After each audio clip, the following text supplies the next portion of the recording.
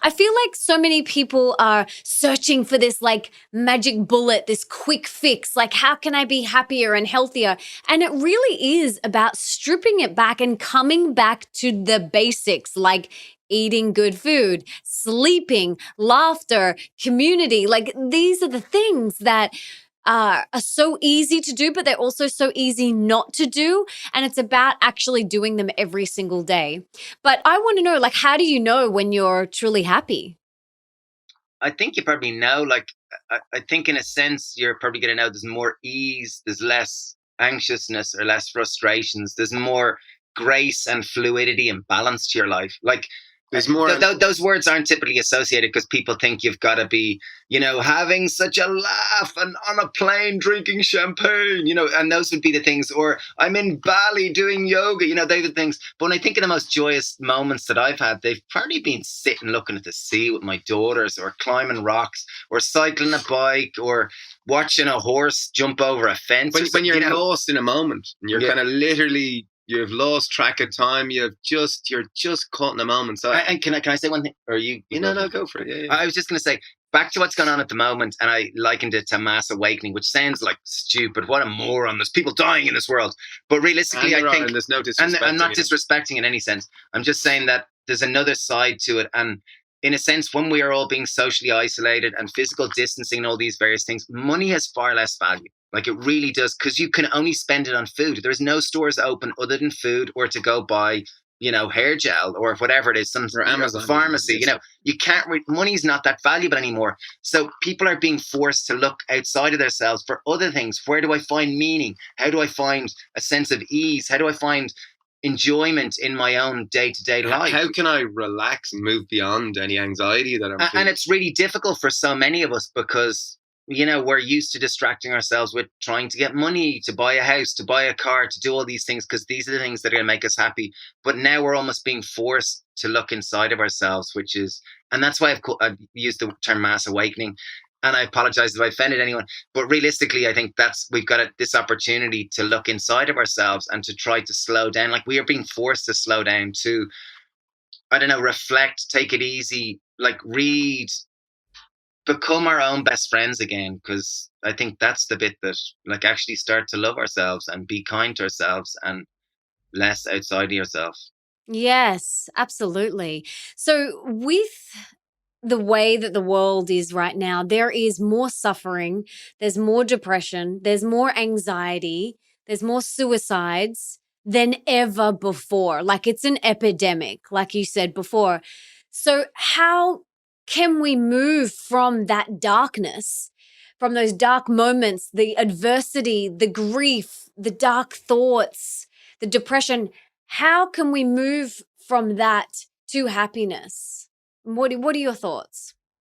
Like, I think with life, my wife is a clinical psychologist, and I remember we grew up in a very male orientated home, as in there was me and Dave and two other brothers. We went to all boys schools. We played a lot of rugby. It was very kind of machismo culture, really, and it was only over the last maybe 10, 15 years. I remember when I first met my wife, she kind of asked me to tell me about your emotions, like what you experienced. And I was like, emotions? What's an emotion? And I kind of went, I'm lucky. I only get the good ones. Like, I kind of feel happiness. I feel tired. Hungry. I feel hungry and horny. Horny is an emotion. I really didn't. I was very uncomfortable, and I wasn't in any way aware. And she kind of looked at me like I had three heads, or who am I with? And she kind of, I guess, over a period of time has kind of taught me the importance of a full range of emotions, and not being afraid to express them all. That every human on this planet has a full range of emotions, which we need to express. And if we don't express, they will express themselves through us in possible ways that we don't like.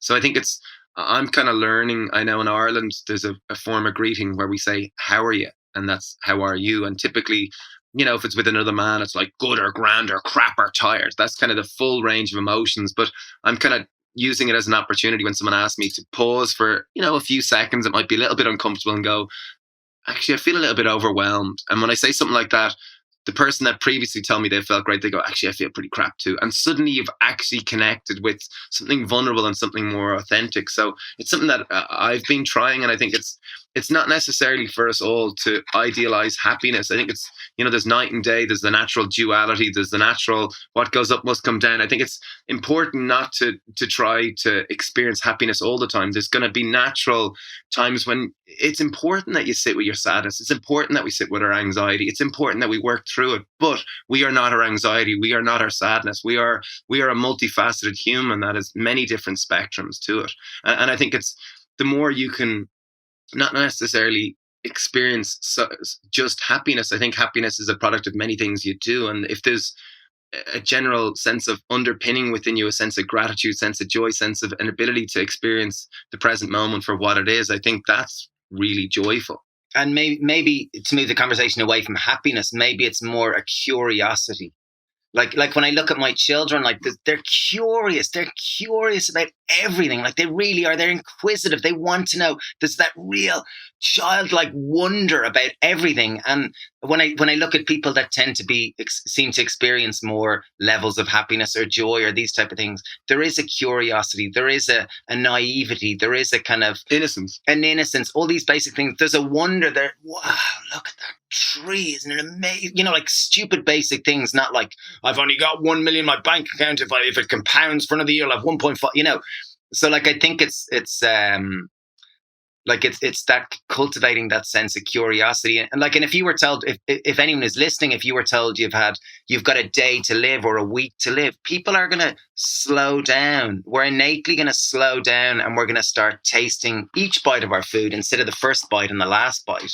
We might genuinely open up and have those tough conversations, which results in more connection. We might call our mother or father and go, hey, listen, I'm sorry I haven't talked to you for 3 years. And through those really tough conversations, your heart opens, and so many different things. And also, as Stephen said, I think it's a product of lots of the things which we do. And like those 5 tips which we did, if your sleep becomes better, you're much more likely to make better food choices. If you make better food choices, your mental health is probably going to be better. You're probably going to be much more likely to move more. If you move more, you're probably going to have more endorphins, more serotonin in your body. You might be outside. You might meet someone. You might connect with humans. Therefore, you feel better. Your life starts changing. You make friends. You sleep. And it tends to be a positively compounding cycle, which just they keep feeding off one another. So I really think there is foundational elements, and those number of factors which we did, I really think are some of the foundational things. And then there's other little things you can sprinkle in, like curiosity and, trying to be kind and love yourself, those basic, simple things. It really is an inside job, isn't it? It really is about taking responsibility and asking yourself these big questions like, what truly lights me up? What brings me joy?